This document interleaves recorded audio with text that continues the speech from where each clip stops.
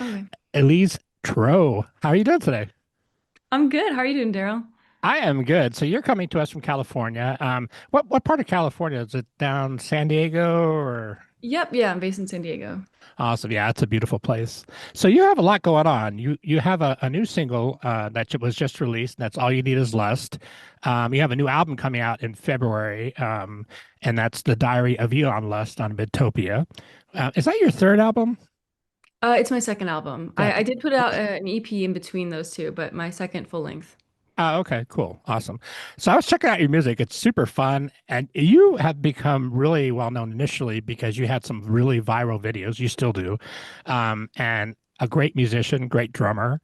You have a really big background. So tell me about your early years and also how you came about this album, because this album's kind of a departure from what you've done before.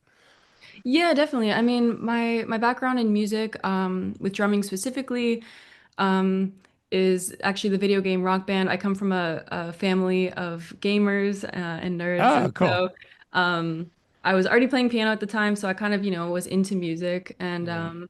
we got that video game. My parents, there's the four of us, my sister and my parents. We'd play as a band, two people on or one on guitar, one on bass, one singing, and then I always loved playing the drums, and so that was kind of what sparked me to start actually playing drums, and Mm. um, I just loved the feeling of playing, and so I took some lessons, started playing with other kids around my area, and that led me into like live performances, and then through that community of young musicians and the teachers I was working with, they got me into like songwriting, into singing, and all that, and it kind of just evolved from there. Awesome. And one of the things that you do that you've been so successful at is looping, and especially the videos when you do that, it's really interesting. And that's a genre that a lot of people know. They're familiar with the term, but kind of explain that for people that don't know about looping. Yeah, so with the live looping, the way that I'm doing it is, I'm building a track kind of in real time. I'm using drums, bass, guitar, keys normally, and then I sing on top of it. And so a lot of people use loop pedals. I like to use Ableton because I have more control over Ah, okay. like when the loops stop and start. And it's all hands-free, which is useful for if you're live looping drums, all four of your limbs are occupied, so you don't have time to Right. hit a pedal or push a button. So that's kind of like why I've used that specific technique, and that's I guess Ah, kind of what I became known for with those videos. Because people are like, oh, I don't see a loop pedal. How is she doing this? Is she miming it? right. Is it someone else hitting the buttons? And all of it's just a pre-programmed using MIDI in Ableton. Yeah, So, cool. Yeah, I was with Cirque du Soleil for many years, and we actually used Ableton. And it oh, was, cool. yeah. Well, the awesome part for me was when I first joined, they didn't have any subs on the instruments. You had to be there no matter if you were sick or not sick. But once we started using Ableton, they would just record the show, all of our parts, and if I couldn't be there, they would just unmute the bass part. So, Oh, interesting. which was Oh, so cool. cool. Yeah, it's Yeah. such a useful app. I The I other didn't thing know too. they do live music with Cirque du Soleil. That's awesome. That's cool. Yeah. And some of the shows, like our show, had tracks, but also obviously live musicians too. So we had symphony stuff on track. But Okay. Ableton works great for that, especially live situations. Mhm. It's pretty awesome. Yeah. But you also have a fantastic voice. When did you first start singing and kind of discovering your voice and that part of you? Oh, thank you. I really only started singing a bit later into I was really focused on drums from the time I was like 11. And initially I wanted to go to college and be a professional drummer, and I Yeah. pretty much never sang. Like I wouldn't even sing when I was alone because I was so shy about it, and I honestly like struggled with pitch. Like I just thought, oh, I don't have I'm not a singer. Like I don't have a good voice. And Mm. like I guess the reason I started singing was probably because like that group of musicians I was playing with when I was in my teens, like they kind of were like, "Oh, you should sing a song for one of our live shows." And I was so Right. Yeah. nervous. I think the first song I sang live, that was I sang a Black Keys song, "Lonely Boy." Um and yeah, I guess that kind of sparked me to start, singing in my room just like alone and Mm. like trying to get better. And I spent a lot of time just practicing. I took a couple lessons from different teachers, and then I kind of became really passionate about it after a while. Like I went from thinking, oh, I'm never gonna sound like a singer. I don't have a, I kind of assumed it was like a natural gift that you had to have. I didn't realize it was Yeah. something that you could hone. Right. You have to develop. Yeah, for sure. Yeah, Yeah. and so yeah, just now it's one of my favorite things to do. What's cool about you is that you have a very versatile voice because you did a version of Girl from Ipanema, which was super cool, and then you'll jump into another thing that's completely different, more of a pop thing. So it's fun how you found the different areas of your voice to explore. Has that been a kind of a fun adventure for you? Thank you. Yeah, no, definitely. I mean, I think in the beginning when I was first singing, I kind of just my mindset was like, okay, I'm just gonna sing whatever I can do, that's what I'll do. It was very I was a little bit limited by my own capacity to sing and I was maybe 16, 17, 18 at the time. That's when I recorded my first album and that really pushed me to just the process of recording an album really pushes you to become a better singer because you sing and then you have to listen back to what you just did and it's Yeah, oh, like actually it was kind of bad. Like yeah, it can be tough. It's it's like running around naked out in the world trying to figure out how it's going to sound to people. And, it takes a while. Yeah, it takes a while to figure that out. I think with especially with the voice. Have you singing and playing drums? Like that's a unique thing too. Is that something that's been challenging for you, or is it pretty easy? Or Yeah, definitely it depends on the song. I in my own live shows, I avoid singing and drumming at the same time, mainly because okay, of the just the sound of the snare coming through the mic. right, I think that I'm using just like a standard vocal mic that doesn't have like much directional, anything. But I just did a tour in the spring, a Burt Bacharach tribute tour, and I sang two or three songs while playing drums on that. And the vocal mic they gave me was great. It was like super directional, and so it wasn't picking up the kit at all. And so that really helped with my performance and just like the sound of it, and yeah. um, it Is it just weird? it's like Is it an weird? Oh, I'm sorry. I was I'd say, is it weird for you to have to when you first started coming out from behind the drums? Because that could be a little bit of a security blanket, right? Having your fortress around you. Was it a little weird when you first started coming out front and singing, or how was that experience? Yeah, definitely. I mean, because I was so comfortable playing drums in a live setting at that point because I'd been playing with different bands. And then even now, like all my live shows in the last couple of years, I'm live looping. And so my setup is like, it's like a little cockpit of instruments, there's the Mm. drums, there's the keys, there's the bass and the guitar that I pick up. And so during that show, there's almost no time where I'm not a little bit hidden behind an instrument. And I remember the first time I did like sing without being behind an instrument was for a video with Scary Pockets. We did a cover of Lean On. Um, and I remember like I walked into the room and I'm like, oh, I didn't even think of it in advance. I was like, okay, I'm not going to be playing an instrument. And so I didn't know what to do with myself. So I just put my hands behind my Right. Yeah. You're arms like, what do I do with my hands? still. Yeah, so I wasn't like down to do the singing hand stuff, which I'm getting more comfortable with that, kind of presence and stuff now. But with this new project in the live show, I'll be singing a lot, like just kind of front manning the show because I'm, playing this alter ego character, and Right. so that'll be a little bit of a new thing for me. Awesome. Yeah, and that the so the character you have, it's you've kind of developed as Elon Lust. I was kind of reading your background on this album. How did you come up with the idea? Because this is kind of a big departure. You've been known sort of for your mashups and obviously the looping stuff. But how did you kind of come up with the concept for the new album?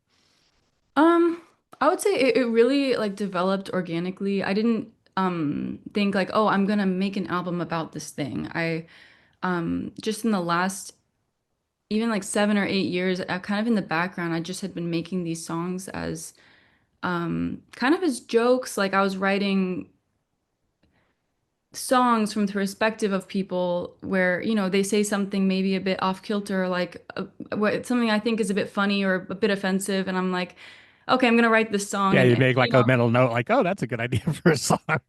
Yeah, and it just like was this funny thing, and I'd play it for my sister and my parents, and it was kind of just this thing I didn't really consider putting the songs out because I felt like, okay, these are just a bit out there, and then over time, I'm like, oh, there's actually these songs are starting to fit together, and they feel like one person in a way, and that's Right, kind of where it turned into being a character and kind of this personification of lust, because that's kind of the theme that ties all the music together, is like this right. the themes of like objectification and it's yeah, so it kind of has just been slowly building in the background for years, and then I decided to take it seriously as a release in the last couple of years and really like finish the project and put it out. Yeah, and it's cool. And it's like it's a nice body of work. It's not just one song. It's sort of a whole story in a way. And I like the video was awesome too for the single that you just Oh, released. It's thank you. yeah. Thanks. So how did you when because one part of what you're really known for is you have a huge following on YouTube. And how did you first get the idea of doing those kind of the mashup videos and that or mashup songs on video for YouTube? What was sort of the impetus for that? Yeah, so it was kind of like the crossroads of a couple things at the time. I knew I wanted to go on tour and I couldn't afford a band, so I'm like, okay, I'm gonna go perform solo. And for Mhm. like, say you're a guitarist that sings or a keyboardist that sings, you'd probably just do a solo show where you bring your acoustic guitar or keyboard. Right. But as a drummer primarily, I'm like, well, I'm not gonna just show up and play drums and sing with nothing else going on. Yeah, And yeah, the exactly. other option is backing tracks, and I was like, well, I kind of want to, I played all the other instruments on the album, so I want to like, you know, um, kind of express that in the live format. And so that's kind of where the live looping bit came from, and then the mashups um, were I was talking to a friend here in San Diego who helped me a lot with my career early on, and he I was, getting my live show together, and he's like, "Well, what if you played this song in the style of this?" And so I kind of Mhm. that's where the idea just to even combine things together, came from. Right. Um and yeah, then I some like the videographer kind of owed me a favor, and so we're like, "Okay, we're making a video. What are we doing?" And so I was like, "Well, I've been doing this live looping thing," and then kind of came I don't know, it's really it's a bit long ago now, so I'm like I'm Yeah. trying to think like, okay, where did the specific like those two songs going together, Right. It's but cool yeah. too because you pick a really wide variety of songs, and some are like very classic, like Bobby Caldwell, like stuff that are not necessarily. Well, actually, I should say, what were some of your early influences? Like, where did you come up with the ideas for those songs to Yeah, I to? mean, with the mashups in particular, like part of my intention was to always pick songs from different genres so that it felt like oh, how does that work, just kind of Right. Yeah. it's kind of a challenge in a way, like, oh, here's a classic rock song and a more like classic you know, R&B style song, and just kind of figuring out how to piece them together and how to make some parts from each work. It's like a little puzzle, and I love that part of music and just like life in general. But yeah, my influences going back, like I grew up listening to top 40s, so that was like at that time like Katy Perry, Rihanna, and Right. I would say like that era of pop definitely influenced a lot of my production in this new album. And but at that time, like, there's no live drums in those pop songs from that era. So I started playing drums and I'm like, well, what am I gonna play? I didn't really know any music Yeah. that had live drums, except for the three songs I could play on Rock Band, Danny Yeah. California and whatever the other ones were. And Yeah. so I joined School of Rock in where I was living, and that introduced me, the teachers there introduced me to Led Zeppelin, Steely Dan, those kind of um well, songs that had drums to play to, Tower of Yeah. Power, and Yeah. that's A got lot me of into a lot of killer drummers. Yeah. yeah. So they introduced me to just that those different eras and different styles, and then I took up jazz band in high school, kind of learned a bit of that style too. And I'd say, yeah, that those experiences, like the early listening to like top 40s, and then my mom also like showed me a bunch of like 80s new wave when I was a kid, and Ah, cool. some like 70s stuff she grew up listening to, like the Carpenters. And so I would say like that also had an impact on kind of my taste and my style today. Yeah, you have a bit of that in your voice. You can hear that the Karen Carpenter, like a very natural thing, which is really cool. It's like I said, especially for like girl from Ipanema. I heard that I was like, oh, that's cool because Oh, thank it's you. surprising and it's awesome. Um, when you producing this album, is it self-produced? Are you working with a producer? How does that work for you? Yeah, so this one was a bit of both. So the majority of it self-produced. I worked with a producer on maybe three of the tracks. Daniel Tashian, he co-wrote a few of them and then co-produced those same songs. But for the most part, like this was my first time really, taking the reins on the production side of things. A lot of my previous work, I'd worked with producers and worked with engineers, and so this project kind of gave me an opportunity to just, yeah, like learn more about engineering, mixing, production. I didn't mix the whole album. I mixed maybe two of the songs on here, but just the process of it, I really like learned a lot through it. Yeah. Yeah, that's awesome. That's so valuable too to be able to down the road, especially to be able to kind of control your own sound and instead of having somebody sort of force that on you, which is challenging when you're a young artist, and that's kind of part of what you talk about in the album about like how people approach young women artists, young artists in general, how labels and management different it could be challenging, right? Finding your confidence, I guess. Yeah, What's your thoughts on definitely. that? Yeah. Yeah. Yeah, even if, in some situations, it's just, I got into the industry at a pretty young age, I was in my teens. And so even in instances where people aren't, it's not like they're always trying to push an agenda on you. But Mm. at that age, I was like, well, I don't even know what I want. And so um, there wasn't, I didn't always have like a strong sense of direction, like thematically in my work until this album. I think like I feel really passionately about the message. Yeah. And it just takes time, I think, too, right? As a young artist, you have to kind of find your path and you get advice from everybody. You have to kind of learn like what advice to take and what advice to kind of go, eh. Yeah, definitely. I think also at that age, like I kind of thought like everyone was my friend, I was Right. like 17, 18, and they're all really nice to you, like label people, industry people, this person, that person. They're like, "Oh, like I'll take you out to dinner with your parents." And I didn't really like have the business instinct, yet. Yeah. Yeah. Yeah, that's cool. It takes time, I think, and you learn. But also too, like I said, learning from the production side of things too, it just gives you a much broader view. So when they say something, you can go, yeah, we could try that, but how about this? You have just gained the confidence is awesome. Are Yeah, you going to be touring this album, or what's your plans for that? yeah, so there'll be a tour in the spring, a US tour. Awesome. And have you been over to Europe at all yet, or is that upcoming down the road? I've done a couple like fly dates and festivals over in Europe. I've never done a full like Europe leg. Aw- I hope Awesome. to. I hope this album, I hope there's interest in that. But yeah, yeah, I would love to tour as much as possible. I love it. Yeah, I think you have a lot of that coming up. Mhm. I predicted your future. What would be some advice that you've learned as a young artist and a young creative that you'd like to tell other people that want to do what you're doing or just trying to out there make it happen? hmm I would say like the best advice I could give anyone is just, and I mean this even is outside of music too, just like to have persistence. And I think the most important thing is just continually showing up. There's so many times where you're gonna feel like, oh, I'm not good enough or this isn't good enough yet. And the truth is like there's always things, that can be better. It's like, oh, like when I recorded my first album, I was like, my singing could be better and it could have been better, but at the time it was what it was. And it's Right. just showing up and still recording the song and doing the best you can.